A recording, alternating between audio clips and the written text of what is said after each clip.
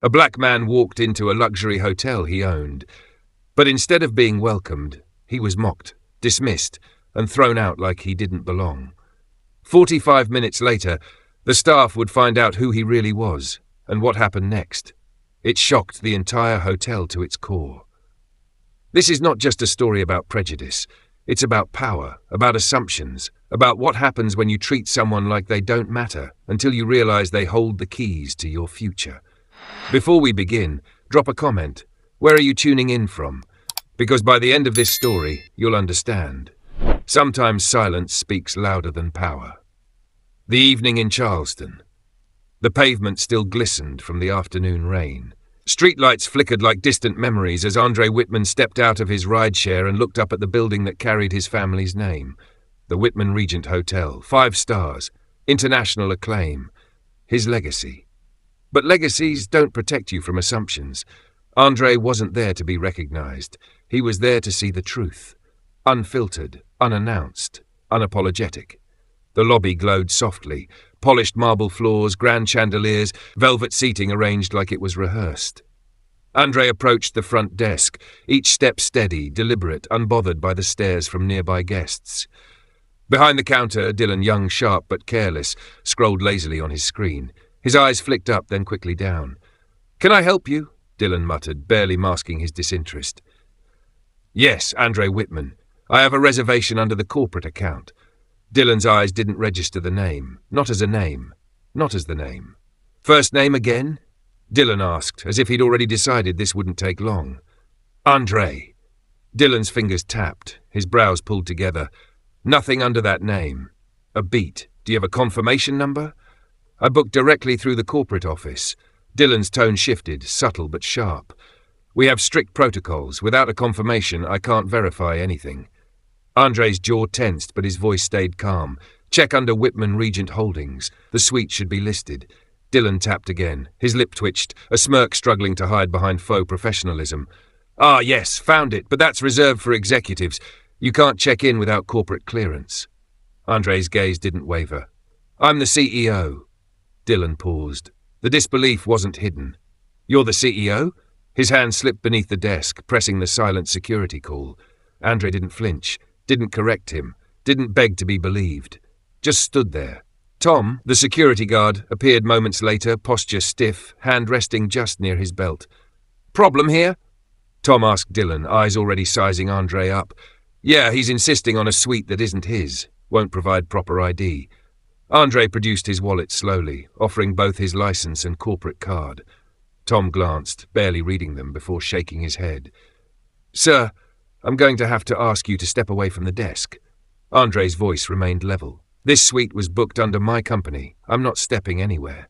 Tom's stance hardened.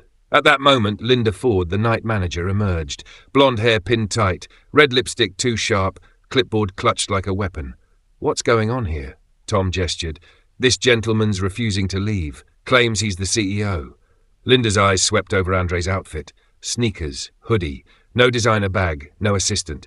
She didn't see power. She saw a problem. Her tone was velvet, but her meaning was stone.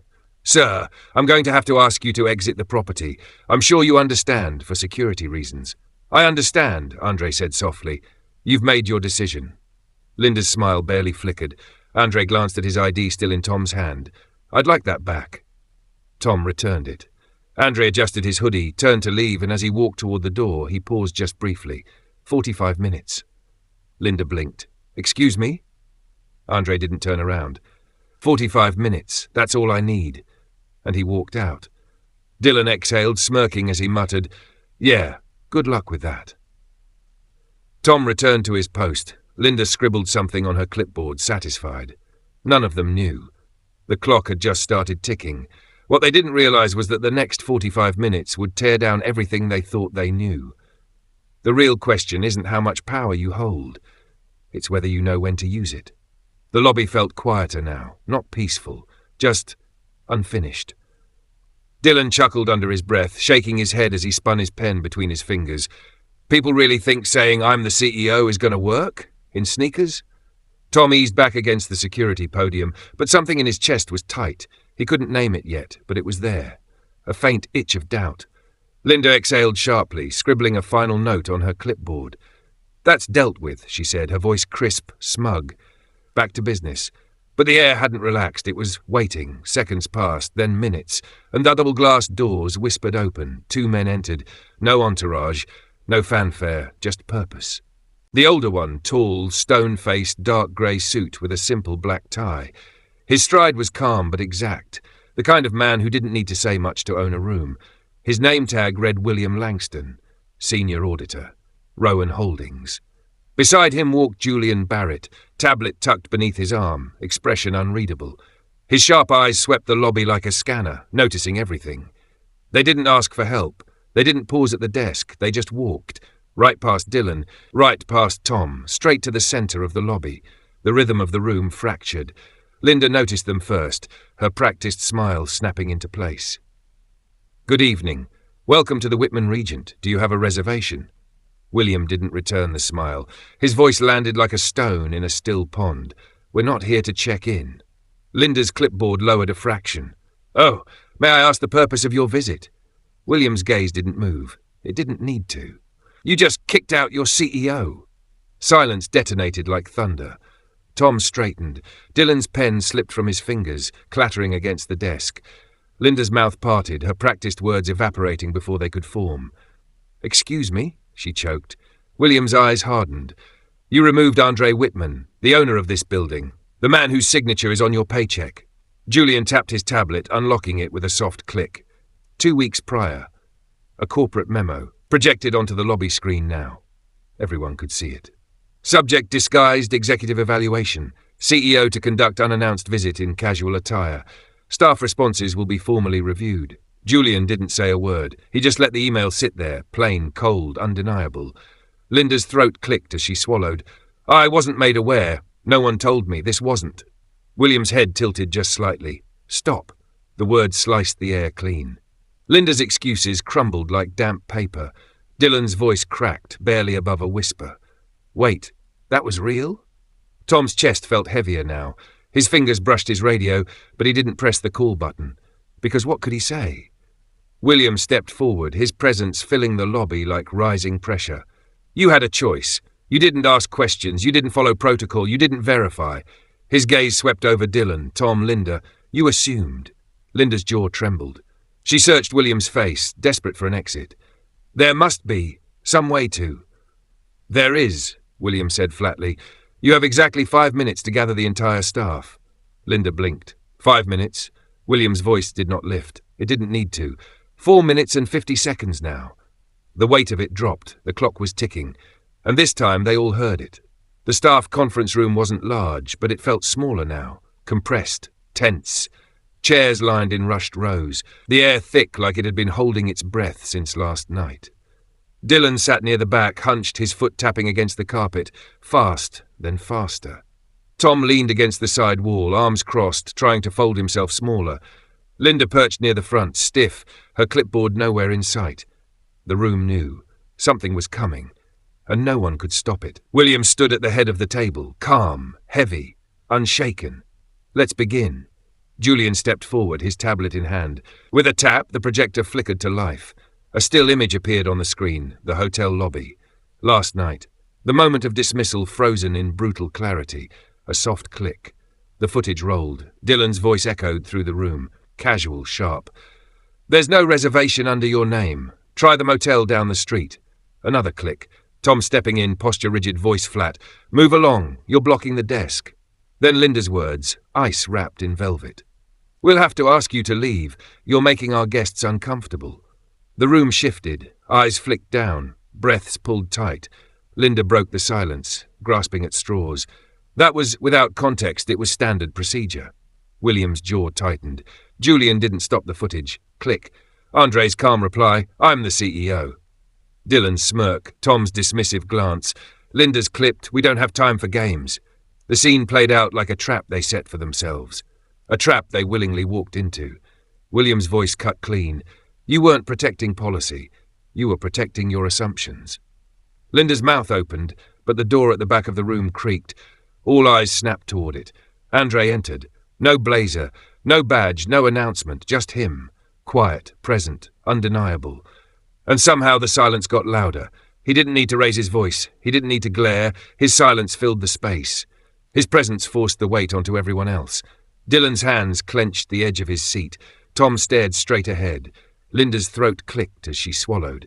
But the footage wasn't finished. A soft, uncertain voice interrupted from the side of the room. Excuse me. It was Pamela, the intern. Nervous, barely audible, but brave. I have something else. I recorded what happened, just in case. Julian's brows lifted. William gestured calmly. Show it. Pamela connected her phone. The screen changed. A side-angle video, shaky but clear. It caught what the security footage missed. Linda's voice, unfiltered, sharp. These people always try to pull rank. Happens all the time. Dylan's mocking whisper. He's probably lying just to get a free night. Look at him. Tom's half-joking mutter. Gotta keep an eye on these types. The air collapsed. William turned to the room, his words heavy and sharp. That's the real training material. Pamela lowered her phone, guilt flickering in her eyes. But Andre's quiet nod told her she'd done the right thing.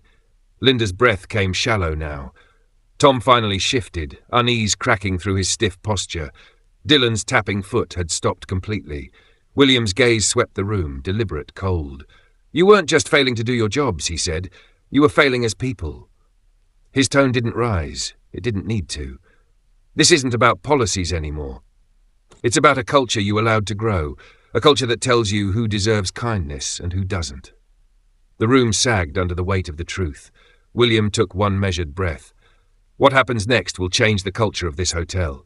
A pause, a warning, a promise. The clock wasn't ticking anymore. The moment had arrived. The room stayed frozen, heavy with shame, soaked in silence.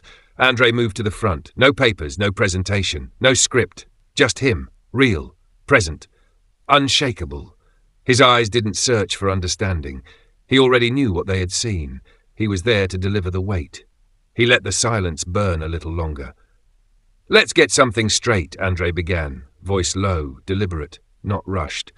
I didn't come here to embarrass anybody. I didn't come to set traps. He paced slowly, his footsteps echoing with precision, like each one was drawing a line they couldn't step over anymore. I came to see who you are, when you think no one's watching.